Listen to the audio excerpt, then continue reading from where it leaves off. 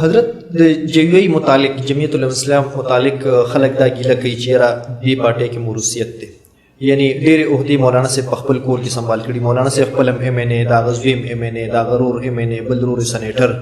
نو آیا په عوامو کې دغه اهلیت نشته دی او که نه مولانا صاحب دغه په کوم نظر ورته تاسو ګوري چې دا دوی ښه کوي؟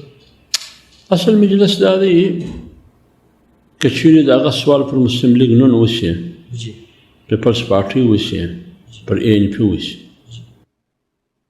لیکن ما نه دي اورېدلي چې د هغه په باره کې یې دومره سخته رایه او موقف وي صرف جمعیت علماء اسلام په باره کې دغه مجلس کېږي.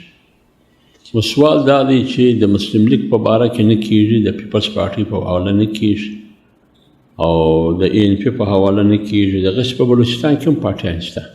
حضرت د جوی نه د خلکو ډېر توقعات زه راځم دغه ځای له جمعیت علماء اسلام په باره کې ولې کېږي. خبره دا نه ده، خبره دا ده چې د پارټۍ خپل سټرکچر شته، د پارټۍ خپلې ادارې شته. هغه ادارې هغه که د لوړې سطحې ادارې دي که د کښتې سطحې ادارې، هغه اداره د چا په حق کې فیصله کوي دا د هغه ثواب دی او هغه دا فیصله په کم نیت کوي د هغه محاسبه به لوی رب کوي. نه ته کولی شې نه زه کولی شم.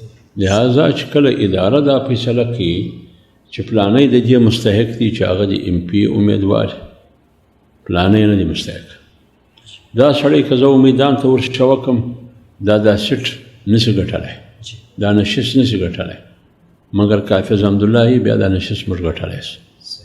لہذا ډېر شیان دا شته چې په الیکشن کې بیا په دغې سخت الیکشن کې لکه د پاکستان چې هلته پیسه هم استعمالیږي، هلته طاقت هم استعمالیږي، هلته خفیه لاسونه په تیاره کې هم استعمالیږي، هلته پیرانان هم خپل کار کوي جنات.